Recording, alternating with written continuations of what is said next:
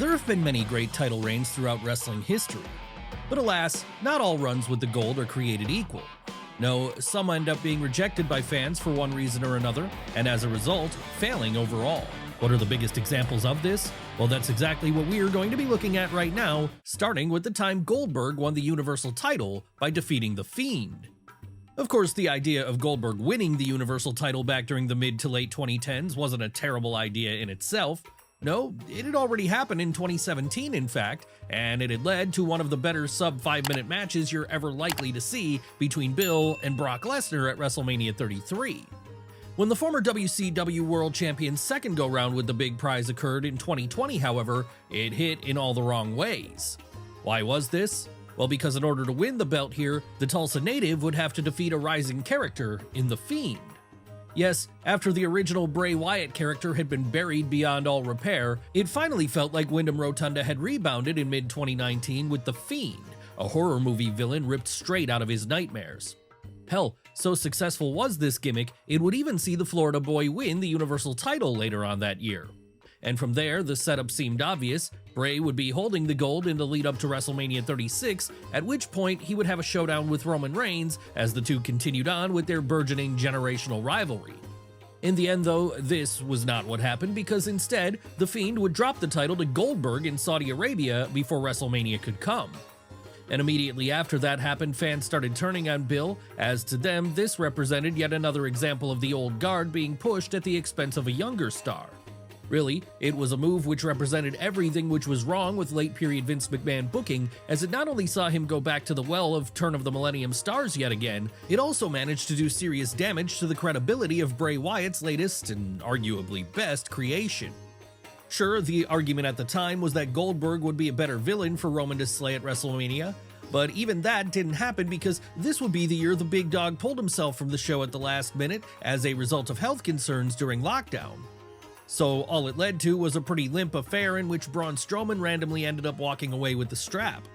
And this wouldn't be the only time an aging part-timer getting a run as Universal Champion was poorly received by fans, as a few years prior in 2017 and 2018, the same thing would be happening with our next subject, Brock Lesnar.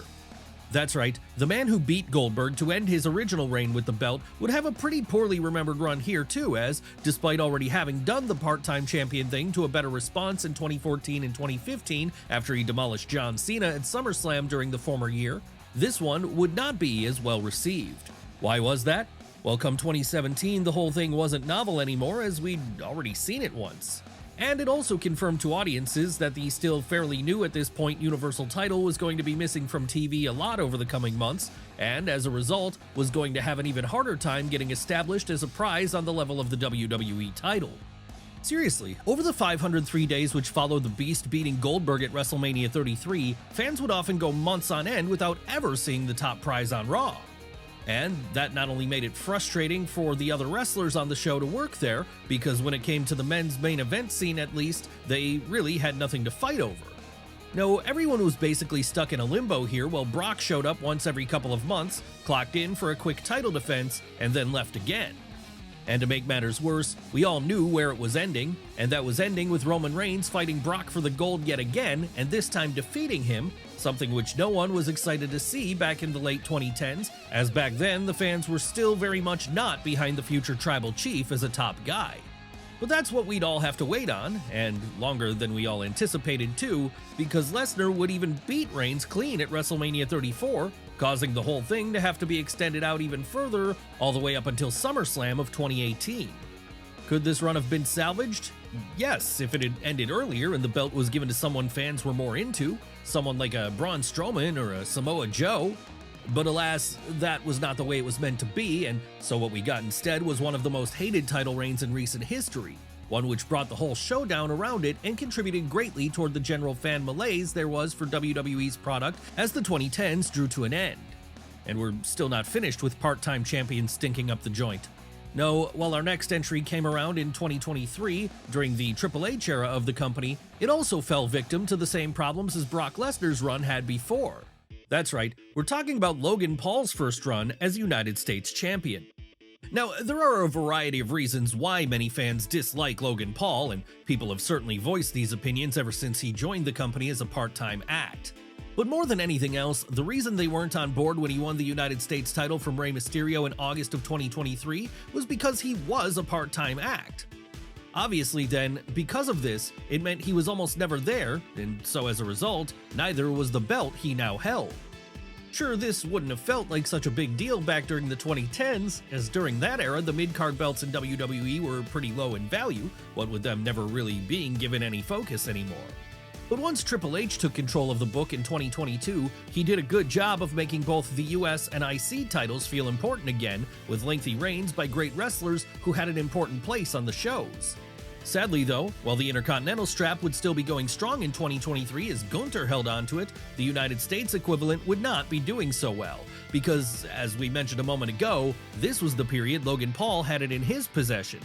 So because of that then, we had a situation where, over the course of the 273 days the YouTuber was champ, he defended it a total of 3 times. Once against Kevin Owens, once in a triple threat against Randy Orton and Kevin Owens, and once during the match where he eventually lost it to LA Knight. So it's easy to see why fans rejected this one so easily then. But we're not done with US title reigns which audiences hated yet. No, our next entry also fits that bill, the time Austin Theory won the strap in late 2022.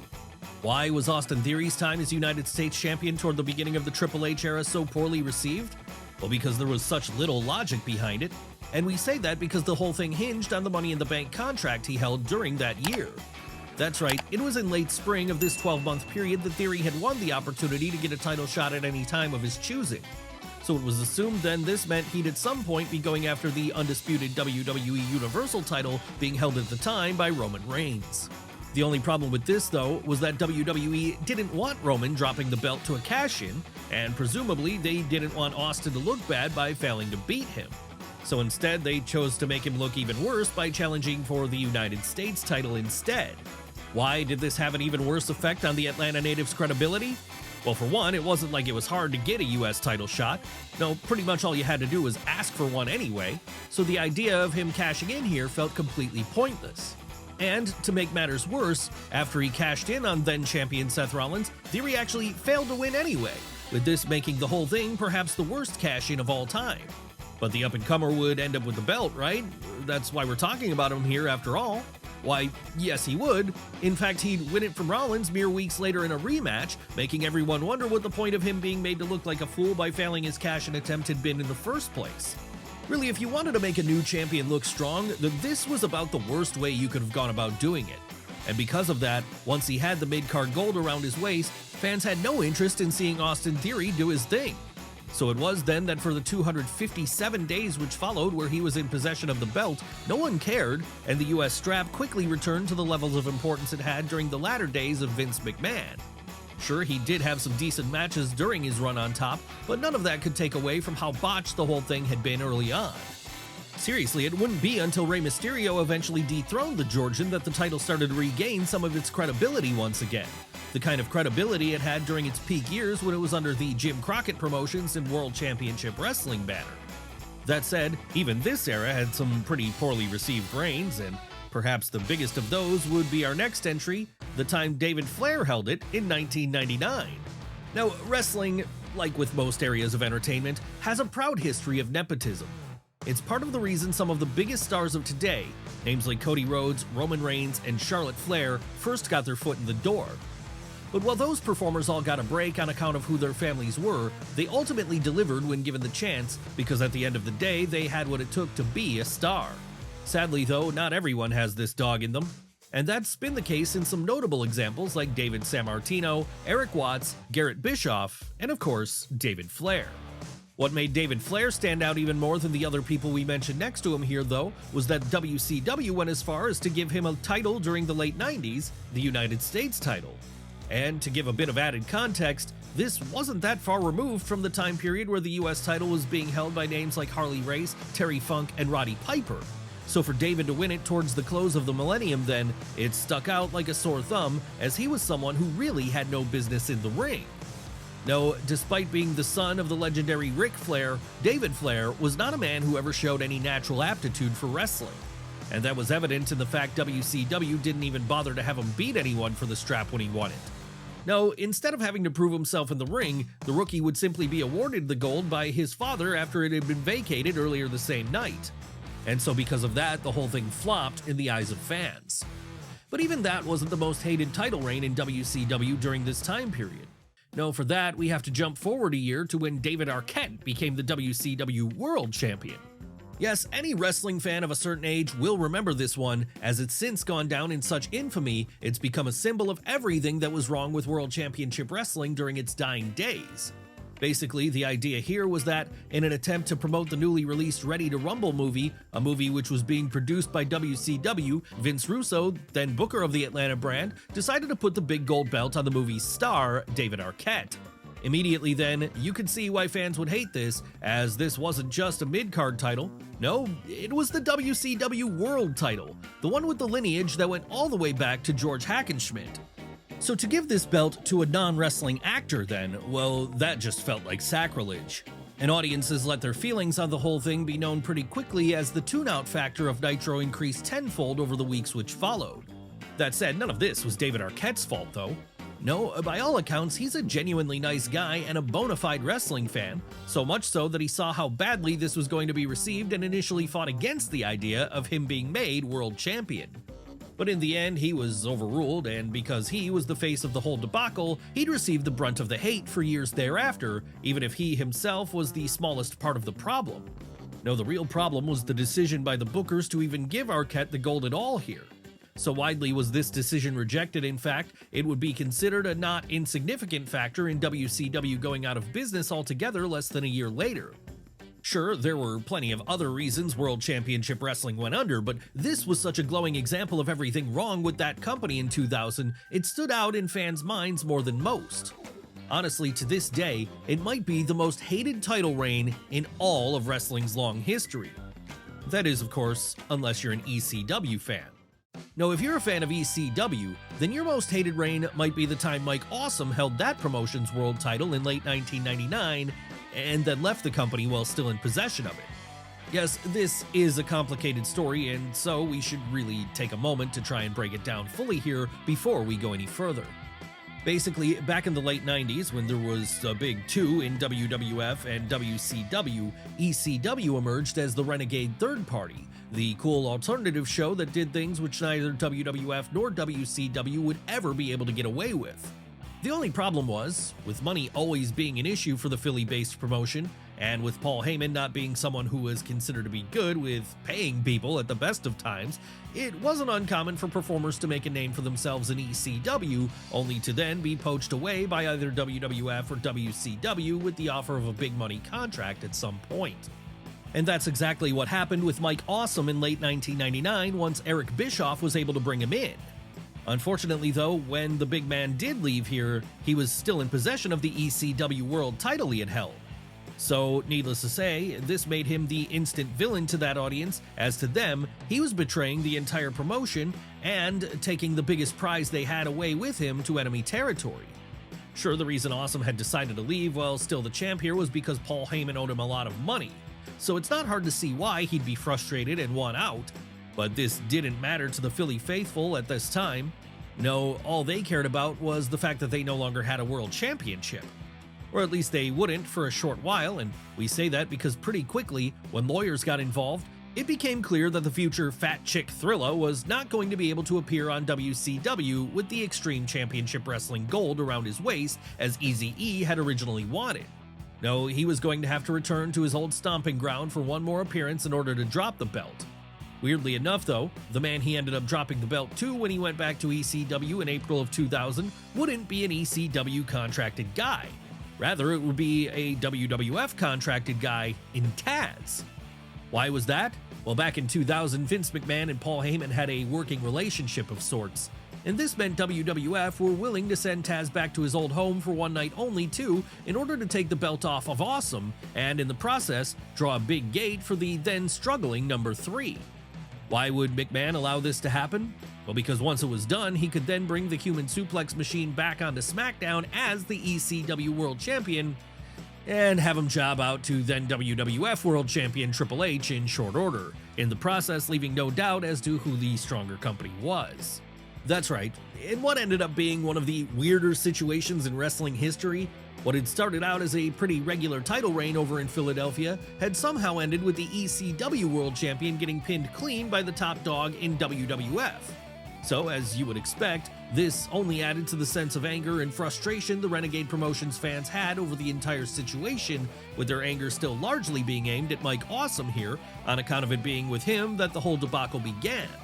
But let's move away from ECW Gold for now and back over to WWE Gold instead, more specifically the World Heavyweight title, as it's within this lineage that our next hated title reign occurred. What are we talking about here? Why, Jack Swagger's run on top, of course. That's right, when the worst world champions in WWE history are listed, Jack Swagger's name is usually high up, if not even at the top of that list. Why is that? Well, because when he won the belt back in 2010, he just wasn't at that level. But then, to be fair, it wasn't like the Fargo native ever got to that level. No, not everyone can be a top guy despite having shoot-fighting credentials, and in him, we had a prime example of this. Sure, the idea was solid here, with it being that as a Money in the Bank contract holder, Swagger represented all the new opportunities that WWE were giving to their mid-carders to break through the glass ceiling. But while people such as Edge and CM Punk had the skills to carry themselves once they broke through that ceiling, the future Bellator star didn't. And so that was why, once he was in possession of the World Heavyweight title over on SmackDown, it did little to elevate him. Rather, all it did was bring down the belt as a whole in fans' eyes. Seriously, go back and watch any segment that Jack was a part of while he was champion, and you'll see an ice-cold crowd, with this being made even worse by the fact that there were no real notable feuds the new champ had now that he was reigning. No, this very much felt like an attempt to fit a round peg into a square hole, and it all ended with the big man dropping the gold after 78 days, and from there never winning it back again, as fans just didn't see him as being credible at that level on the card. Is there someone who could stand as a female equivalent to Jack Swagger when it comes to someone who didn't feel like she was at a world champion level after winning the gold for the first time? Why, yes there is, and as it happens, she's our next subject, the woman who goes by the name of Nia Jax. Now, to tell the story of this one, we have to head over to April of 2018. That was when one of the biggest women's programs going into WrestleMania 34 was the battle between friends turned enemies, Alexa Bliss and Nia Jax.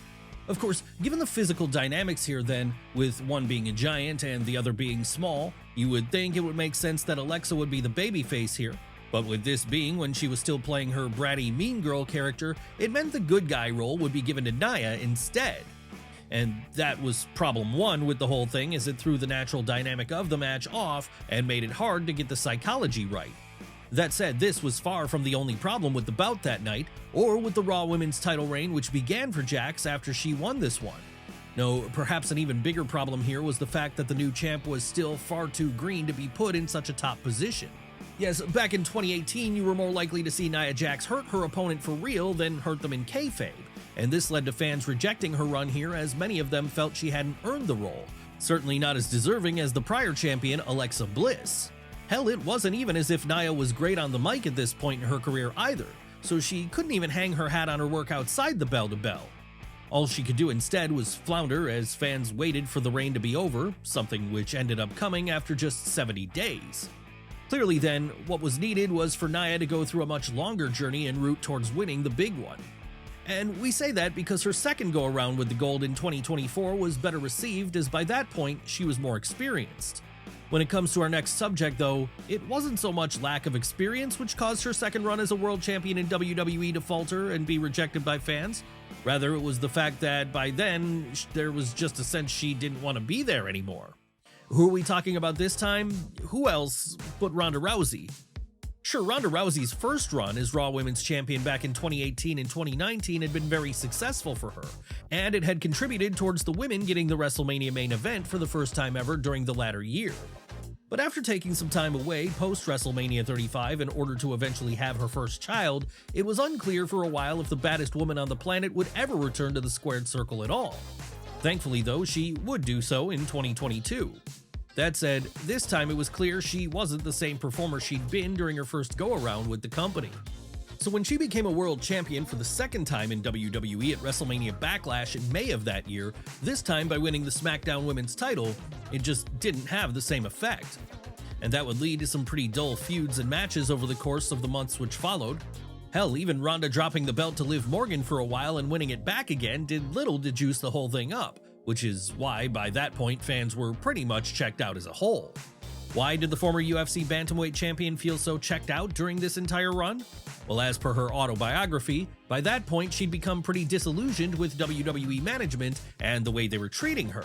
So no longer feeling any passion for working in WWE anymore as a result of this, she'd pretty much just start clocking in and clocking out, giving the bare minimum she had to give while she waited for her contract to run out.